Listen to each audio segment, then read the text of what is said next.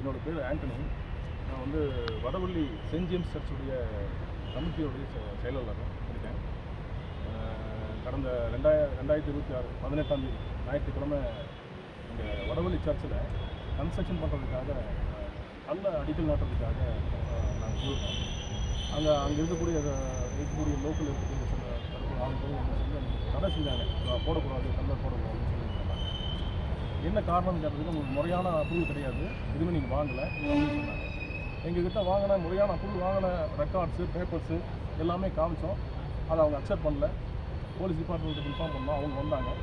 எங்களை போலீஸ் டிபார்ட்மெண்ட்டில் வந்து எல்லாம் கேட்டு ஸ்டேஷனுக்கு வர சொன்னாங்க. நாங்கள் போனோம், அங்கே பேசினோம். இந்த தரப்புலையும் பேசினாங்க. எங்கள் கையில் இருக்கக்கூடிய ரெக்கார்ட்ஸ் எதுவுமே சரியான முறையான ரெக்கார்ட்ஸ் கிடையாது அப்படிங்கிற ஒரு ஸ்டேட்மெண்ட் கொடுத்தாங்க. அவங்க வெண்லா அப்படிங்கிற ஒரு அட்வொகேட் அவங்க வந்து அவர் சொன்னாங்க. பட் எங்ககிட்ட இருக்கிற எல்லா ரெக்கார்ட்ஸும் கிளியர். ஏன்னு கேட்டிங்கன்னா, இந்த இடத்த வாங்கினதை வந்து 2013 வாங்கினோம்.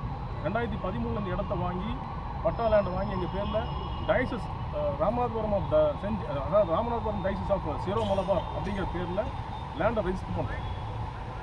நாங்கள் வந்து இன்றைக்கி நாங்கள் அந்த அப்ரூவலுக்காக போகல. 2013 இப்போ போராடிட்டு இருக்கோம்.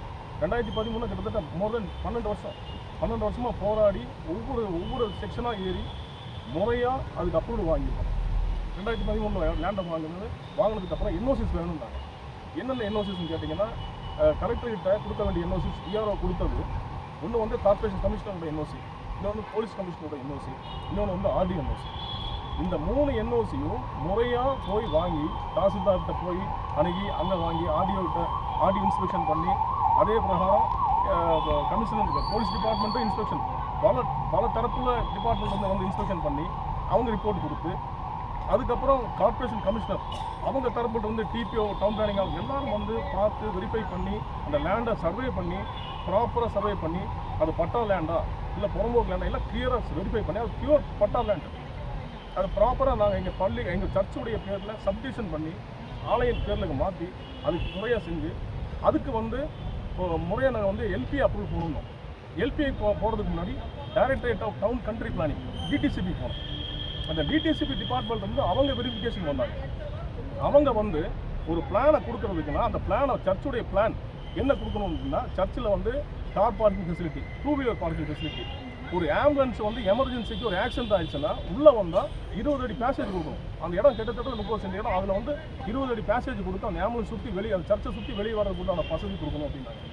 அதே மாதிரி ஆலயத்துக்கு இவ்வளோதான் ஹைட்டு, குறிப்பிட்ட ஹைட்டு தான் இருக்கணும்.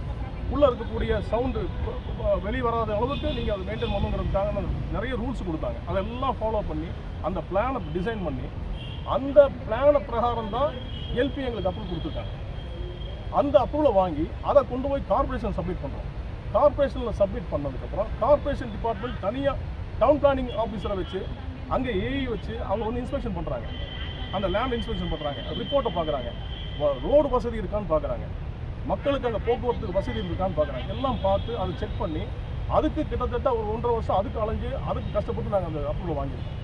அப்போ இது ஒன்று ஸ்டெப் பை ஸ்டெப்பாக நாங்கள் போட்டு வாங்கியிருக்கோம். இன்றைக்கி நேற்று போட்டு வாங்கல. அவங்க கொடுக்குற ரிப்போர்ட் என்னென்னா கவர்மெண்ட் மேலே மிஸ்டேக் சொல்கிறாங்க. ஏன்னா கவர்மெண்ட்டில் வந்து இன்றைக்கி கொடுக்குற ரிப்போர்ட் அதுக்கு 6 வருஷம் அதுக்கு பாடுபட்டுருக்கோம். என்னோடய அப்ளிகேஷன் டேட்டே பார்த்தீங்கன்னா 2022. நான் 2022 தான் என்னோடய அப்ளிகேஷன் அக்செப்ட் பண்ணுறாங்க. அதுக்கு முன்னாடி 2015 நாங்கள் என்ஓசிக்காக ஓடிருக்கோம். எல்லாம் என்ஓசிக்காக ஓடிருக்கோம். மேக்ஸிமம் என்னென்ன முறையாக பண்ணணுமோ அது எல்லாம் முறையாக பண்ணி கலெக்டரேட்டிலேருந்து ஆர்டர் வாங்கி அதுக்கப்புறம் தான் நாங்கள் கார்பரேஷன் கொடுத்து எல்லாம் முறையாக செஞ்சுருக்கோம். இதை வந்து தடை செய்கிறாங்க.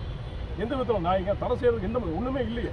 அவங்க சொல்கிற சின்ன காரணங்கள் சொல்கிறாங்க. என்ன அவங்க சொல்கிற ஒரே ஒரு காரணம் என்னென்னா, அங்கே கோயில் வரக்கூடாது, சர்ச்சு வரக்கூடாது, அங்கே நாங்கள் ஹிந்துக்கள் தான் இருக்கோம், அங்கே சர்ச்சு வரக்கூடாது, அப்படியே ரூல் இல்லையே. அங்கே அந்த இடம் வந்து அந்த பர்டிகுலர் இடம் வந்து செக்ஷன் 7 பிரகாரம் எல்பிஏ ரூல் பிரகாரம் அந்த இடத்துல சர்ச்சு, கோயில், மாஸ்க்கு, சிக்கு கோயில், கல்யாண மண்டபம், கமர்ஷியல் பில்டிங்ஸ் எது வேணால் வரலாம். அந்த மாதிரி லேஅவுட் அது.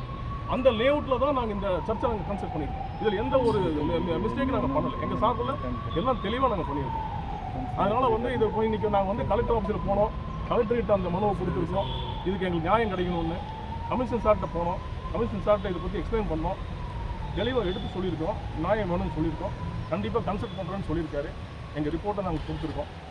இனி இது மேல் நடவடிக்கைங்கிறது நாங்கள் இனி ஃபர்தராக நீங்கள் அவங்க ப்ரொசீஜர்ஸ் என்னன்னு தெரியல, நீ அதை பேஸ் பண்ணி நாங்கள் இனி அடுத்த ப்ரொசீஜர் போகிறோம். ஆனால் எங்களுக்கு வந்து தடை செய்யாமல் இருக்கிறதுக்கு என்ன முயற்சி எனக்கு கவர்மெண்ட் சப்போர்ட் பண்ணோம். எங்களுக்கு அதுதான் கேட்க முடியும். ஏன்னா எங்கள் சைட்லேருந்து எல்லா பேப்பர்ஸும் கிளியர். எங்களுக்கு நாங்கள் எந்த தவறான ஒரு இது பண்ணலை. அவங்க தப்பான ப்ரொபகண்டா பண்ணிட்டு இருக்காங்க. தப்பான கமர்ஷியலுங்கிற போட்டோவில் வந்து நாங்கள் போட்டுட்டோம், இது சர்ச்சுங்க. கவர்மெண்ட்லேயே வந்து மொத்தம் 3 போர்ட்டல் தான் இருக்குது. ஒன்று இருக்கிறது வந்து ரெசிடென்ஷியல் போர்ட்டல் இருக்குது, இன்னொன்று வந்து கமர்ஷியல் இருக்குது, இன்னொன்று வந்து இண்டஸ்ட்ரியல் இருக்குது. இந்த கமர்ஷியலில் தான் நம்ம இந்த கமர்ஷியல் போர்ட்டல் அப்படிங்கிறது தான் இந்த கவர்மெண்ட்டுக்கு வந்து ரூலே இருக்குது. இந்த மாதிரி இன்ஸ்டியூஷன் சர்ச்சு இதுக்கெல்லாம் அப்ரூவல் கொடுக்கறதுக்கு ரூலே இருக்கக்கூடிய போர்ட்டல் அதுதான். நம்ம கையில் கொண்டு கொடுக்கறது கிடையாது. எல்பிஏல வந்து சிங்கிள் விண்டோவில் வந்து ஆன்லைனில் அப்ளை பண்ணுறது. ஒரு ஆன்லைனில் ஓப்பன் பண்ணால் அதை அக்செப்ட் பண்ணணும்னா, ஒரு ஆன்லைன் விண்டோவில் கவர்மெண்ட் அக்செப்ட் பண்ணணும்னா அது ப்ராப்பராக இருந்தால் தான் அக்செப்ட் பண்ணணும். அதை தான் நம்ம அவங்க ரிப்போர்ட்டாக கொடுத்துருக்காங்க. இது யாருமே இதில் ஃபேக் பண்ணுறதுக்கும் தவறான மெசேஜ் பண்ணி கொடுத்து மக்களை ஏமாத்துறதுக்கும் பண்ணலை. நாங்கள் 200 ஃபேமிலி இருக்கோம். நாங்கள் சுற்றி எங்கள் 200 ஃபேமிலி இருக்கோம். எதுக்கு சர்ச்சை பண்ணுறோம்? காலையில் குழந்தைகளுக்கு ஸ்கூலுக்கு போகிறதுக்கு முன்னாடி கோயிலுக்கு சர்ச்சை கூட்டிகிட்டு போகிறோம், ப்ரேயர் பண்ணுறோம். அங்கே மத மாற்றம் சொல்கிறாங்க. அப்படி சம்பவமே இல்லை எங்களுக்கு. நாங்கள் ரோமன் கேத்தலிக். எங்களுக்கு மதம் மாற்றி பண்ண வேண்டிய அவசியம் எங்களுக்கு இல்லை. எங்கள் சபையில் அப்படி ரூலே கிடையாது. அப்படி இருக்கிற பட்சத்தில் தேவையில்லாத விஷயங்களை சொல்லி ஒரு பிரச்சனையை கிரியேட் பண்ணுற நோக்கத்திலே அவங்க பண்ணுறாங்க. அதை ஒரு சில ஆளுகள்லாம் சேர்ந்து பண்ணுறாங்க, பொதுமக்கள் பண்ணுறாங்க. அது தேவையில்லை. அதாவது நாமளாம் ஒன்றா இருக்கணும். அவங்ககிட்ட ரிக்வெஸ்ட் பண்ணுறோம், ஒன்றா இருக்கணும், நம்மளும் ஒன்றா பண்ணணும், செயல்பட வேண்டிய விஷயங்கள். அவங்களுக்கு ஒன்றுனா நாங்கள் இருக்கணும், எங்களுக்கு ஒன்றுனா அவங்க இருக்கணுங்கிற நோக்கத்தில் நாங்கள் செயல்படுறோம். ஆனால் அவங்க நினைக்கிறது இல்லை. அப்படி நினைக்காத அளவுக்கு என்ன நாங்கள் பண்ணோம், என்ன தவறு பண்ணோம்? ஒரு ப்ரேயர் பண்ணுறதுக்கு ஒரு சர்ச்சில் ஆலயம் கட்டுறது எங்களுக்கு தப்புங்களா? என்ன நாங்கள் தப்பு பண்ணோம்? எங்களை வந்து அதுக்கு அவங்க அனுமதிக்கணும். எங்களை வந்து அனுமதிக்காமல் பண்ணுறதுக்குன்னா எனக்கு நான் ஒரு புறம்போக்கு இடத்துல நான் பண்ணிட்டேன். இல்லை ஆல்ரெடி நான் ஒரு ஆலயத்தை நான் வச்சுருக்கேன், தவறான முறையில் நான் நடத்திட்டு இருக்கிறேன். அதை வந்து மெதுவாக டிஸ்போஸ் பண்ணிவிட்டு இப்போ புதுசாக நான் அது பண்ணுறேன்னா ரைட்டு. நான் பண்ணவே கன்ஸ்ட்ரக்ஷன் ஸ்டார்ட் பண்ணல. பண்ணுறதுக்கு முன்னாடி எல்லா ஃபெசிலிட்டிஸும் நான் வாங்கிட்டு தான் ஸ்டார்ட் பண்ணுறதுக்கு நான் போகிறேன். அதை எதுக்கு தடை செய்கிறதுக்கு? நியாயமே இல்லையே. அப்போ எங்களுக்கு உண்டான நியாயம் கிடைக்கணும். அவ்வளோதான் சார். வேறு எதுவும் எனக்கு சொல்கிறதுக்கு இல்லை. நன்றி, வணக்கம்.